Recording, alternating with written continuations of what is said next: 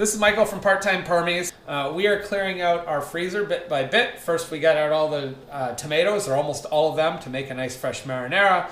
The next thing that I have in excess is a whole lot of tomatillos and a few bags of green tomatoes. So the perfect combination, other than making salsas and ketchups and green marinara sauce, would be to make a Colorado-style chili.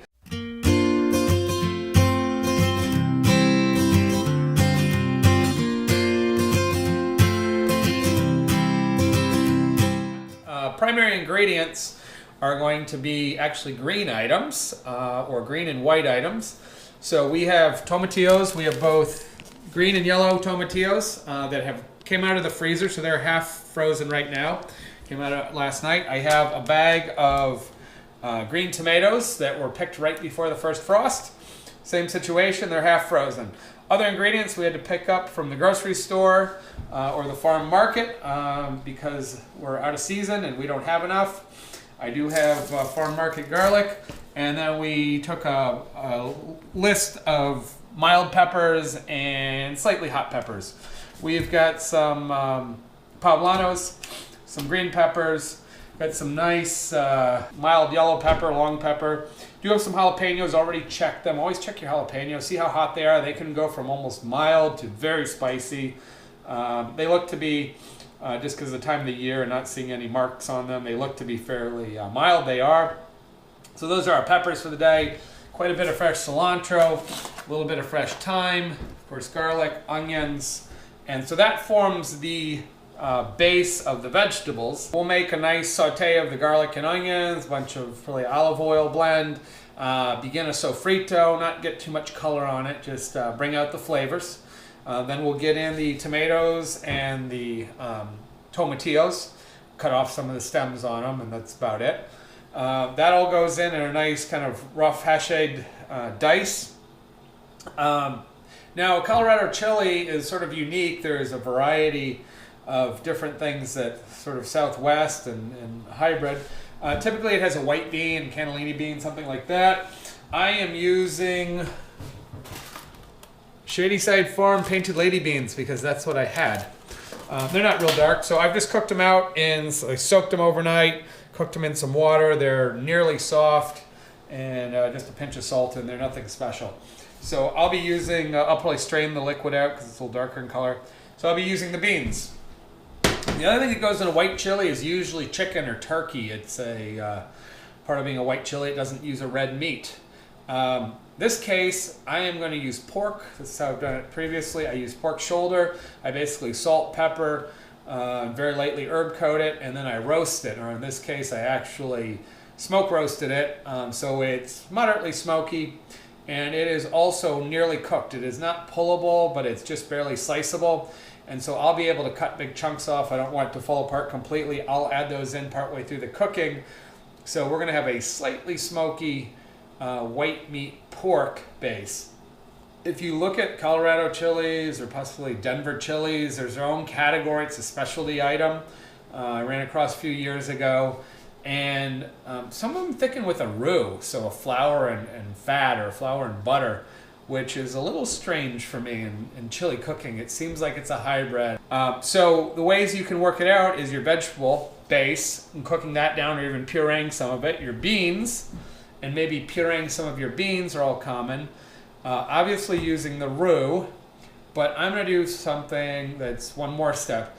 For my liquid, which is gonna develop from all this, and either some water, or I got a little turkey stock actually I might put in there. I'm gonna use some masa.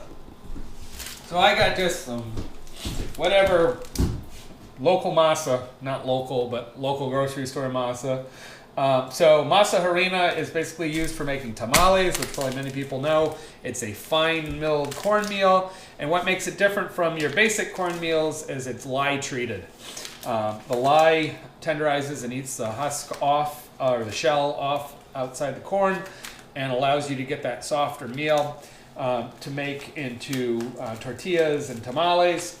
However, it gives it a unique flavor, and I wanted to use that flavor. So I will probably put a few tablespoons, or maybe even a couple ounces of the masa harina in it, and I will let it cook, watching it until it thickens, and I can always add a little bit more. So I'll use it almost like an instant cereal, And so I will develop additional thickening and flavor through the cornmeal. And so I feel like that's a little more authentic to a Southwest or Spanish influenced meal.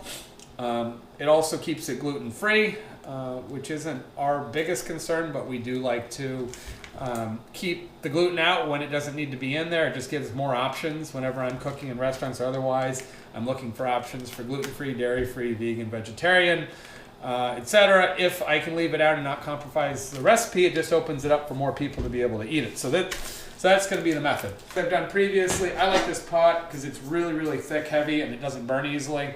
I will probably start my saute and brown my vegetables in here, and then I will probably transfer it to one of my big pots.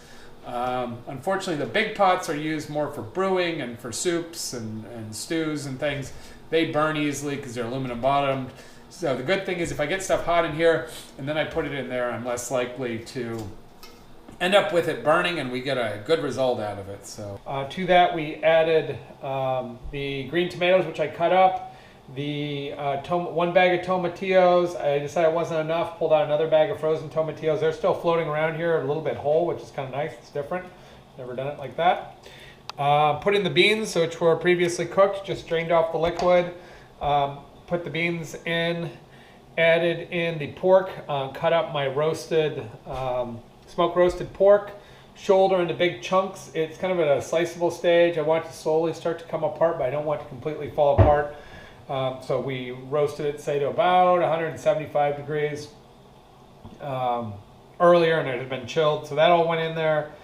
Let it all simmer and cook for an hour, hour and a half, and seasoned it a little bit, salt, pepper. That was about it. Nothing special went in there on top of that. Finished off at the very end with the tops of the green onions and 2 bunches of cilantro. Also, in between that, I added some masa. I only added 1 cup of fine masa to help thicken it. You don't need a lot.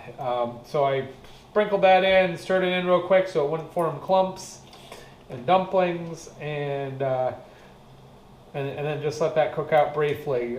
So that's it.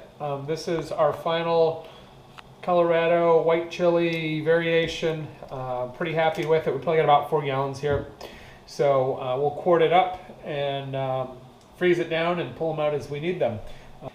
Pretty much finished it up. I've got a couple of demo bowls here. Got the chili in it, a little bit of shaved fresh Manchego cheese, and some lacto fermented tomatillo sauce. So I'm Chef Michael, part of our winter cooking series. You can find us on Part-Time Permies.